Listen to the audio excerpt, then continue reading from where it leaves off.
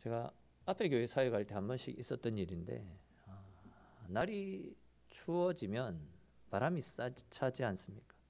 그러면 이제 교회 복도에 설치되어져 있었던 장의자나 지하에 있었던 그런 따뜻한 소파에 노숙자들이나 취객들이 들어와서 잠을 자고 가는 경우들이 종종 있었습니다. 그럴 때면 항상 이제 관리 집사님들이 그분들을 흔들어 깨워서 이제 그분들을 돌려보내곤 했었더랬습니다. 이렇게 이제 흔들어 깨워서 다른 곳으로 가라라고 할 때 순순히 응하면 괜찮은데, 개중에는 들은 척도 하지 않고 욕을 하거나 심지어 행패를 부리는 사람들도 있었더랬습니다. 그러면 이제 경찰을 부르는 수밖에 없거든요. 경찰이 와서 아저씨 이곳에서 이러시면 안 됩니다. 여기에 누워 있으면 안 됩니다. 빨리 집으로 가세요. 말에 순응하지 않으면 안 된다라고 그렇게 이야기를 하면, 그렇게 난리를 피웠던 사람들도 잠잠해지면서 곧바로 밖으로 나가는 것을 보곤 했습니다. 오늘 하나님께서 이스라엘 백성들에게, 우리에게 주시는 말씀도 이와 같은 말씀으로 이해하시면 좀 더 쉽게 이해가 되지 않겠나 생각됩니다. 하나님은 유다 백성들을 향해서 일어나 여기를 떠나서 다른 곳으로 가라. 여기는 너희가 쉴 곳이 아니다 라는 말씀을 하셨습니다. 그래서 마치 경찰이 찾아와서 술에 취해서 행패를 부리는 노숙자들을 쫓아내듯이 하나님께서도 당신의 백성이었던 이스라엘 백성들을 약속의 땅에서 쫓아내고 계셨습니다. 근데 여러분, 하나님께서 당신의 백성들을 이곳에서 나가라 그렇게 쫓아내신 이유가 무엇이겠습니까? 그것은 하나님의 백성들이 하나님의 백성들답지 않게 너무나도 더러워졌기 때문입니다. 그들은 자기 스스로가 하나님의 백성이다라고 이야기는 하면서도 하나님의 백성으로서는 너무나도 낯선 삶을 살아가고 있었습니다. 그들의 모습을 보면 전혀 하나님의 백성이라고 이야기할 수 없을 정도로 그들은 타락하고 하나님과 상관없는 삶을 살고 있었습니다. 그렇기 때문에 하나님께서는 이 낯선 불량배들을 약속의 땅에서 내쫓아 버리시겠다, 굉장히 심한 말씀을 하셨던 겁니다. 근데 하나님께서 유다 백성들, 이 이스라엘 백성들을 낯설게 느끼셨던 가장 큰 이유 중에 하나는 그들이 하나님의 말씀을 거부했기 때문입니다. 즉 말씀을 들으려고 하지 않았기 때문입니다. 6절 말씀 보십시오. 보시면 그들이 말하기를 너희는 예언하지 말라. 이것은 예언할 것이 아니거늘 욕하는 말을 그치지 아니한다. 이런 말씀하고 있지 않습니까? 여기에 나타나고 있는 그들은 악행을 일삼고 살아갔던 유다의 부자들과 권세자들이었습니다. 그들은 자기들을 향해서 죄를 지적하고 또 그 죄로 말미암아 재앙과 심판이 올 것이다 라고 예언하고 있는 미가 선지자가 전하는 그 말씀이 듣기 싫었습니다. 그래서 이 악한 자들은 미가 선지자를 비롯한 선지자들을 향해서 너희는 예언하지 마라. 계속 이런 식으로 예언을 하면 가만히 두지 않겠다라고 감히 하나님의 선지자를 향해서 협박까지 하기에 이르렀습니다. 잘 알고 계시듯이 하나님의 말씀이 우리 가운데 가시처럼 들려오는 것은 우리를 찔러서 죽이거나 우리를 해하기 위한 목적이 아니지 않습니까? 그 말씀을 통해서 우리의 약함을 드러내시고 다시금 십자가 앞으로 불러서 보혈의 능력으로 영적 대수술을 거한 다음에 우리를 살리기 위해서, 우리를 회복시키기 위해서 하나님이 가시 같은 말씀을 주시는 겁니다. 오전에도 말씀을 드렸듯이 복음의 강력한 빛을 비춤으로써 우리 속에 있는 악함이 드러날 때에, 그리고 그 악함을 십자가 앞에 내려놓을 때에 우리가 살 수 있는 길이기 때문에 하나님은 가시 같은 말씀을 통해서 우리를 쿡쿡 찌른다라는 거죠. 그런데 이제 오늘 본문에 나타나고 있는 이 이스라엘 백성들, 유다 백성들은 자기들을 살리기 위해서 주시는 하나님의 말씀을 계속해서 거부했습니다.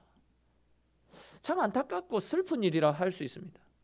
좀 다르게 표현하면 그들은요, 그들을 복 주시기 위한 축복 중에 축복을 자기 발로 걷어차 버린 것입니다.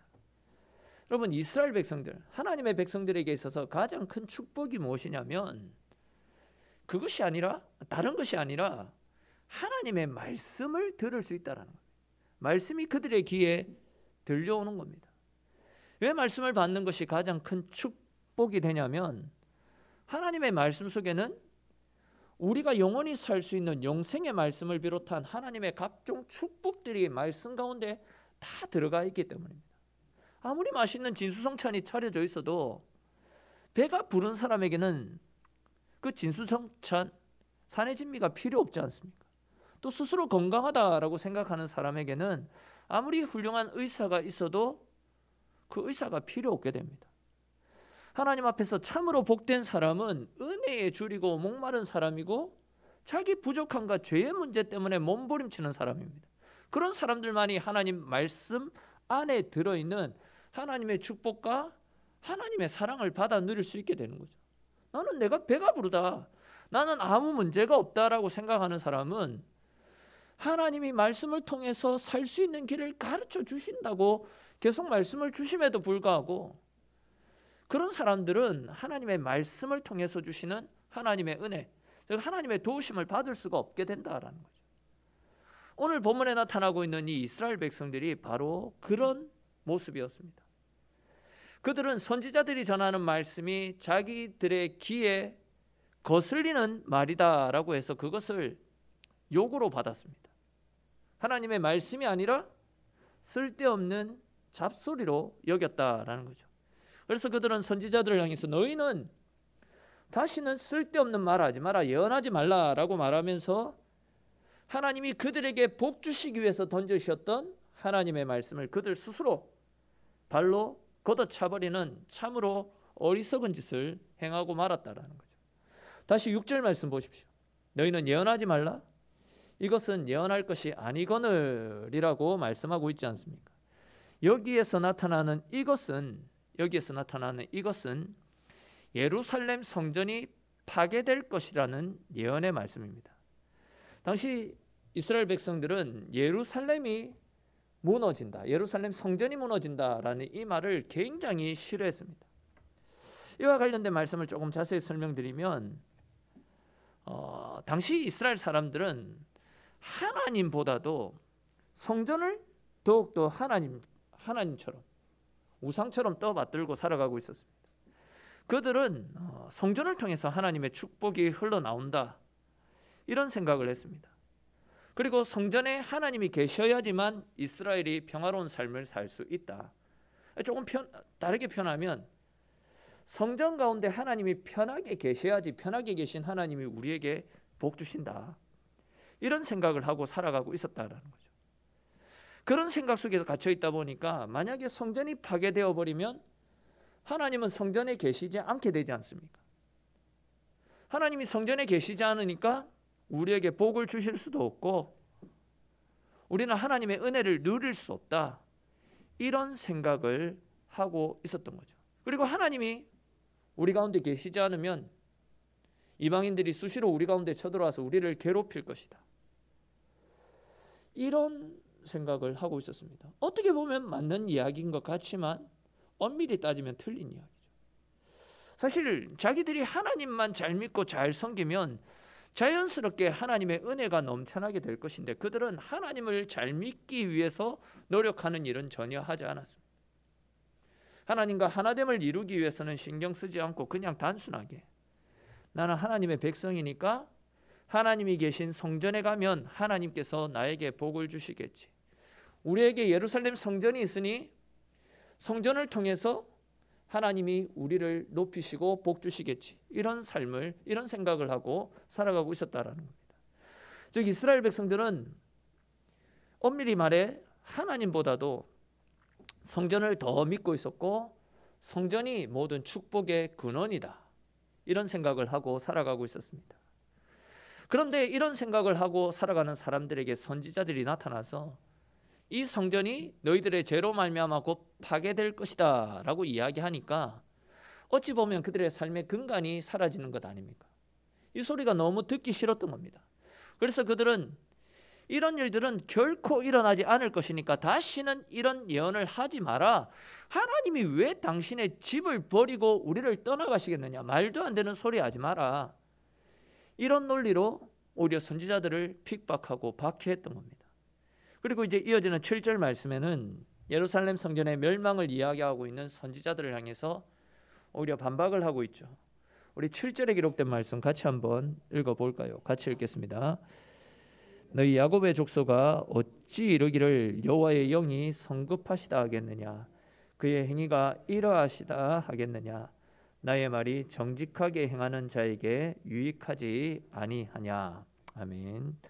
7절에 나타나고 있는 이 여호와의 영이 성급하다, 또한 그의 행위가 이러하시다, 이런 말씀은 유다를 심판할 것이다 라는 선지자의 예언에 대해서 정면으로 반박하는 말로서 하나님은 그렇게 성급한 분이 아니시고 오래 참으시는 분이다, 이런 뜻입니다.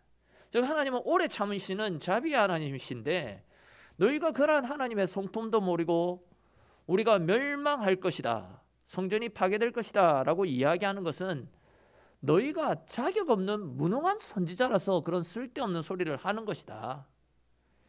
이러한 논리로 지금 선지자들을 향해서 공격을 퍼붓고 있다라는 겁니다. 즉 하나님의 심판과 회개의 메시지를 전하는 선지자들을 무시하고 오히려 그들을 거짓 선지자로 매도하고 있는 상황입니다. 당시 이스라엘 백성들 생각 속에는 하나님은 수백 년 동안 성전에 계셨고 또 앞으로도 성전에 계실 분이시다. 이런 하나님께 신경을 쓰는 것보다는 늘 급변하는 세상 변화 속에서 뒤처지지 않고 또 세상 가운데서 잘 먹고 잘 살 수 있는 방법, 즉 세상에서 성공하고 출세할 수 있는 방법, 세상에서 뒤처지지 않는 방법, 이런 것들에 더 많은 관심을 가지며 살아가고 있었다라는 거죠. 우리가 이런 부분들을 생각해 보면 이 생각이, 이 말씀이 좀 더 쉽게 이해가 되지 않겠나 생각되는데, 우리 부모님들이 계시지 않습니까? 시골에 계신 부모님들, 그 부모님들과 또 회사 거래처 중에 어느 쪽에 더 많은 신경을 쓰면서 살아가고 있습니까? 물론 우리 마음 중심에는 부모님을 더 귀하게 여기는 마음이 있습니다.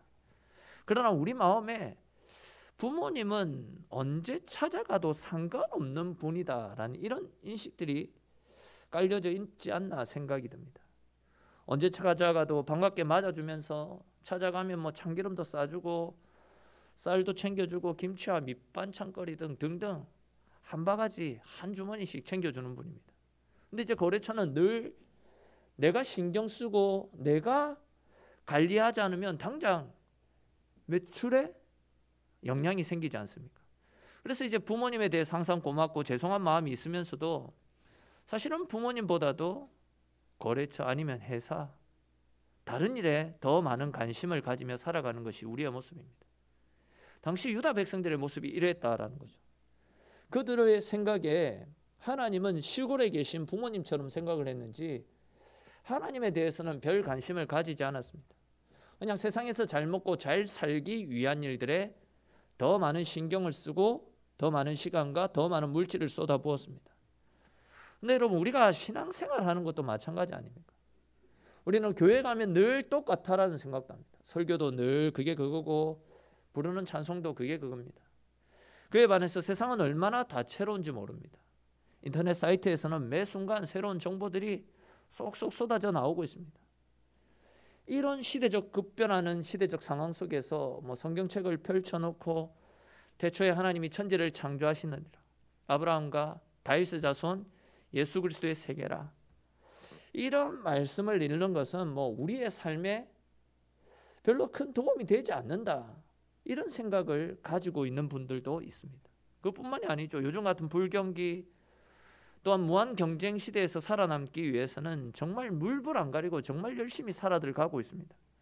그러다 보면 나도 모르는 사이에 하나님 앞에 나아가야 될 시간들과 경건의 시간들을 쉽게 잊어버리는 경우가 많이 있습니다. 뿐만 아니라 하나님의 백성으로서 하나님이 원치 않는 일들을 하게 될 때도 종종 있습니다. 그러다 보니까 이제 많은 그리스도인들이 하나님은 우리 아버지시니까 우리의 약함을 이해하시고 우리를 용서해 주실 것이다. 하나님은 자비로운 분이시기 때문에 우리가 언제 돌아오더라도 항상 반갑게 맞아주실 것이다. 그러니까 이제 일단은 세상 일부터 내가 충족시켜야 될 것부터 먼저 열심히 하는 것이 현명한 일이다. 이런 생각으로 하나님은 뒷전으로 밀어버린 채 세상의 일들과 세상의 필요들을 먼저 채워가다가 하나님은 내가 필요할 때만 찾는 사람들이 너무 많이 있다는 거죠. 하나님의 일, 세상 일, 둘의 우선순위를 굳이 정하자면 분명히 우리 그리스도인들은 하나님을 먼저 우선순위로 삼고 하나님을 위한 일들에 힘을 쏟아야 되는데, 우리는 하나님은 언제 찾아가도 상관없다라는 그런 생각으로 하나님은 항상 뒤편에 있고 세상 일들을 앞세우고 세상 일들을 쫓아서 살아갈 때가 너무 많이 있다는 거죠. 하나님께서는 이런 당신의 백성들에게 회개를 촉구하고 다시금 하나님과의 관계를 회복하기 위해서 그들 가운데, 이스라엘 백성들 가운데 선지자들을 보내셨음에도 불구하고 그들은 오히려 하나님은 무한한 사랑으로 우리를 기다려주시는 분이다. 하나님은 우리를 심판하지 않는다. 너희들 하나님 심판 이야기하는 거 보니까 너희들 가짜구나. 이렇게 이야기하면서 회개를 촉구하는 하나님의 말씀을 외면한 채 끝없이 파멸의 길로 달려갔다라는 겁니다. 여러분, 우리 인생들에게 있어서 가장 무서운 영적 질환이 무엇이라고 생각합니까? 우리를 파괴시키는 영적인 질병이 무엇이겠습니까? 그것은 지금 이스라엘 백성들이 보이고 있는 것처럼 하나님의 심판과 하나님의 말씀을 외면하는 겁니다. 하나님의 말씀을 무시하는 겁니다. 계속 반복되는 말씀이지만 하나님께서 말씀을 통해서 우리의 죄와 허물을 가르쳐 주시고 심판을 선포하실 때에는 속히 돌아오라는 거, 하나님 앞으로 돌아오라는 하나님의 마음을 가르쳐 주시는 겁니다. 십자가 앞으로 피하는 죄는 십자가에서 흘리신 그 보혈의 피로 인해서 어떤 죄라도 다 용서받고 새로운 힘을 얻게 되지만, 말씀이 들려옴에도 불구하고 그 십자가를 거부하고 말씀을 피해서 여전히 세상의 품에 안겨서 살아가게 되면 결국은 하나님의 심판밖에 남지 않습니다. 여러분, 죄가 무엇입니까? 죄라는 것은 꼭 비열하거나 나쁜 짓을 해야지, 즉 살인과 도둑질, 간음과 같은 눈에 보이는 그런 것들만 죄가 아닙니다. 죄를 원어적 의미로 살펴보면 관역에서 빗나가는 것, 가야 될 목표를 향해서 가지 않고 관역에서 빗나가는 것이 죄라고 말씀하고 있습니다. 그러니까 이제 하나님의 말씀에서 벗어나서 생활하는 모든 것이 하나님 앞에 다 죄라는 거죠. 오늘 본문의 말씀과 관련해서 생각해 보면 존귀한 사람들이, 하나님의 백성들은 다 존귀한 자들 아닙니까? 그렇게 존귀한 사람들이 존귀한 사람들답게 행동하지 않고 천박하게 행동하는 모든 것들이 다 죄라는 겁니다.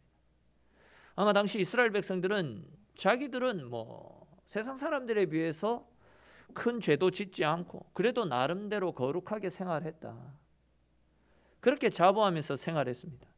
그러나 하나님께서는 그런 그들을 향해서 너희들이 나의 백성으로서 거룩하게 살지 않은 모든 것들이 죄라고 말씀하십니다. 8절과 9절 말씀 한번 보십시오. 8절 초반에 한번 보시면 근래에 내 백성이 원수같이 일어났다 라는 말씀이 나타나고 있지 않습니까? 근래에 내 백성이 원수같이 일어났다. 이 말씀은 말 그대로 이스라엘 백성들이 하나님께 반항하면서 하나님을 대적했다라는 겁니다. 근데 이제 가만히 이 말씀을 살펴보면 이스라엘 백성들이 하나님께 직접적으로 반항했거나 원수처럼 덤벼들었다, 이런 말씀이 아닙니다. 그들이 하나님의 백성답게 행동하지 않은 것 때문에, 하나님의 백성이면서도 하나님의 백성으로서의 품위를 상실했기 때문에 하나님께서 그들에게 원수같이 일어났다라는 말씀을 하셨습니다. 원래 하나님의 백성이라고 한다면 하나님의 뜻을 따라서 사회적 약자들을 돕고 사랑과 자비로 하나님을 사랑하듯이 이웃을 사랑하는 삶을 살아가야 됩니다.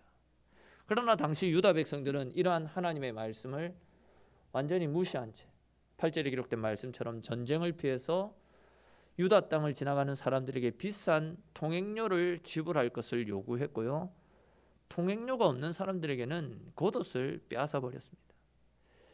여러분, 이 전쟁 중에 사람들이 입고 있는 옷은 그냥 단순한 옷이 아니거든요. 그 옷은 잠을 잘 때는 추위를 막아주는 따뜻한 이불이 되기도 했고, 바람이 불거나 비가 올 때는 그들의 몸을 숨길 수 있는 텐트처럼 사용이 되기도 했었습니다. 사실 피난민들을 도와줄 마음이 없으면 그냥 편하게 지나갈 수 있도록 길을 열어주면 될 텐데, 통행료를 요구하고 결국은 마지막 남아있는 그 옷까지도 빼앗았던 것은 하나님의 백성으로서의 모습이 아니다라는 거죠.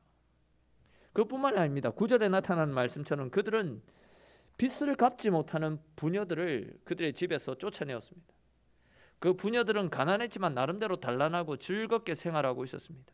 근데 이제 이스라엘의 귀족들은 그들이 빚을 갚지 못한다라고 해서 그들을 잡아서 노예로 팔아 넘겼습니다.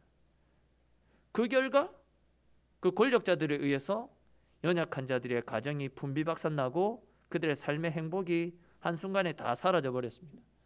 물론 빚을 갚지 못한다라는 것은 잘못이지만, 그렇다고 해가지고 울면서 사정하는 그 부녀자들과 어린아이들의 사정을 매몰차게 걷어차 버리는 것, 이건 분명 하나님의 백성으로서 해서는 안 되는 악한 짓 아닙니까? 이에 하나님께서 이런 행동들은 나의 백성답지 못한 행동이다, 너희는 더 이상 내 땅에서 살 자격이 없다, 이런 짓을 하려면 당장 약속의 땅, 젖과 꿀이 흐르는 이 가나안 땅에서 나가라, 나가서 살아라 라는 말씀을 하셨던 거죠. 10절에 기록된 말씀이 바로 이런 맥락의 말씀입니다. 여러분, 우리는 남들처럼 큰 죄를 짓는 것, 그것만 죄라고 생각하는 성향들이 있습니다. 그러나 그것만이 결코 죄를 짓는 것이 아닙니다. 하나님께서 우리에게 주신 존귀함과 어울리지 않게 행동하는 것, 그리고 우리에게 원하시는 삶을 제대로 살지 못하는 것, 하나님은 그것 역시도 죄라고 분명히 말씀하십니다. 하나님의 사람은 가난하고 헐벗고 굶주린 사람을 도와줘야 됩니다. 하나님의 시선은 항상 연약한 자들을 향하고 있는데, 우리는 그런 자들은 안중에도 없고, 내가 잘 먹고 잘 살고 우리 집 아파트 평수를 늘리고 좋은 차를 타고 다니고 통장에 잔고를 늘리는 것, 이런 것들을 통해서 평안한 삶을 살려고 궁리하는 것, 하나님의 입장에서는 이것이 죄라는 것이죠. 하나님의 생각은 잃어버린 영혼들을 구원하고 그들을 죄에서 구원해낼 생각들로 가득 차 있는데, 우리는 바로 옆에서 하나님 몰라서 죽어가고 있는 영혼들이 있음에도 불구하고 그 영혼들을 하나님 앞으로 인도할 생각이라든지 영혼에 대해서 긍휼히 여기는 모습들은 전혀 없이 그냥 세상에 급급해서 살아가고 있는 것, 하나님은 그것 역시도 우리를 향해서 죄라고 분명히 말씀하고 있습니다. 하나님은 분명히 먹든지 마시든지 모든 일을 하나님의 영광을 위해서 행할 것을 분명히 말씀하고 있지 않습니까? 근데 우리는 먹고 사는 일에 바빠가지고 하나님의 일들은 뒷전으로 미룬 채 살아가고 있습니다. 하나님은 그 모든 것들이 하나님의 뜻 간역에서 벗어난 죄라고 말씀하고 있습니다. 그런데 지금 이스라엘 백성들의 모습이 바로 그러한 모습이었다라는 거죠. 가난한 자들을 억압했고 전쟁으로 억압받고 있던 이웃들을 무시해버렸습니다. 긍휼히 여기지 않았습니다. 오로지 그들 생각에는 돈 모으는 일, 그래서 세상적으로 풍요롭게 살아가는 데에만 급급했다라는 거죠. 하나님의 백성들은 세상에 돈이 없어도 하나님이 주시는 은혜로 만족하고 하나님께서 베풀어 주시는 그 사랑에 만족하는 삶, 하나님은 우리에게 그런 삶을 원했는데 이스라엘은 그렇지 않았다라는 거죠. 오히려 주객이 전도되어서 세상 것을 모으기 위해서 하나님을 멀리했던 겁니다. 이런 이스라엘을 향해서 하나님은 너희가 내 뜻을 저버리고 나를 떠나서 악을 행하였기 때문에 이방인들에게 너희 땅을 넘겨줄 것이다 라고 말씀합니다. 그렇기 때문에 이제 너희는 더 이상 이곳에서 안식할 수 없다, 안식할 수 없으니 속히 이곳에서 떠나가라 라는 말씀을 하셨습니다. 여러분, 지금 이스라엘 백성들이 왜 이런 하나님의 무서운 심판의 말씀을 듣게 된 것입니까? 죄 때문이라고 성경은 분명히 말씀하고 있죠. 즉 그들이 지은 그들의 죄가 그들의 안식을 빼앗아가 버린 겁니다. 그 결과 그들은 약속의 땅 가나안에서 쫓겨나서 이방의 노예가 되어 자유를 박탈당하고 즐거움과 슬픔과 아픔이 가득한 삶을 살게 되지 않았습니까? 그러므로 여러분, 우리가 하나님께서 허락하시는 진정한 안식을 누리고 평안한 삶, 형통의 삶을 살기를 원한다라고 한다면 죄를 두려워하고 죄를 멀리할 수 있어야 됩니다. 죄가 우리의 삶 가운데 어떤 형태로든 뿌리 내리지 못하도록 늘 언제나 깨어 있어야 되고, 선을 추구하고 하나님의 말씀, 하나님의 뜻을 추구하며 하나님 안에 머무는 삶을 살 수 있어야 됩니다. 혹 말씀을 떠나서 생활한다 할지라도 하나님의 말씀이 내게 들려온다라고 한다면, 즉 하나님께서 말씀을 통해서 우리의 죄를 지적하시며 경고의 말씀을 하실 때에는 말씀을 따라 그 즉시로 우리의 약함을 내려놓고 다시금 하나님 앞으로 돌아오기 위해서 거룩한 몸부림을 칠 수 있어야 됩니다. 끝까지 말씀이 들려옴에도 불구하고 말씀을 외면한 채 말씀과 상관없는 삶을 살아가게 된다면 지금 유다 백성들을 향한, 이스라엘 백성들을 향한 무서운 심판이 우리에게도 다가올 수 있다라는 겁니다. 그런데 보십시오. 말씀에 나타나고 있는 이 유다 백성들은 끝까지 하나님의 말씀을 거부했습니다. 11절에 기록된 말씀 볼까요? 우리 11절 말씀 같이 한번 읽어보도록 하겠습니다. 11절 말씀입니다. 사람이 만일 허망하게 행하고 거짓말로 이르기를 내가 포도주와 독주에 대하여 내게 예언하리라 할 것 같으면 그 사람이 이 백성의 선지자가 되리로다. 아멘. 자, 여기 보시면 허망하게 행한다라는 말씀이 나타납니다. 이 말씀은 거짓 영으로 행한다라는 그런 뜻으로서 참된 하나님의 영이 아니라 거짓 영을 받아 행하는 거짓 선지자들을 가리키는 표현입니다. 또한 포도주와 독주라는 말씀은 세상적인 향락과 축복을 상징하고, 그 사람이 백성의 선지자가 된다라는 말씀은 이 거짓 선지자들이 백성들로부터 환영받게 된다, 이런 뜻을 가진 말씀입니다. 그러니까 이제 이 말씀들을 종합해서 설명해 드리면, 당시 이스라엘 백성들은 바른 하나님의 말씀을 가지고 책망과 회개를 촉구하는 말씀을 선포했던 참 선지자들을 배척했고, 오히려 이제 세속적인 메시지로 사람들을 현혹하는 거짓 선지자들을 환영하고 그들을 참된 선지자로 추켜 세우며 생활하고 있었다라는 겁니다. 당시 이제 이스라엘 백성들이 종교 자체를 부인하거나 종교 자체를 버렸던 것은 아닙니다. 그들 나름대로 종교적인 형태를 갖추고 신앙생활을 하고 있었습니다. 그러나 그들은 진실하게 설교하는 참 선지자가 아니라 그들의 죄를 촉구함으로 그들을 살릴 수 있는 말씀을 선포하는 참 선지자가 아니라 자기들의 만족을 채워주고 자기들 듣기 좋은, 기분 좋은 소리를 해주는 거짓 선지자들을 더 추구하며 그들을 따랐다라는 겁니다.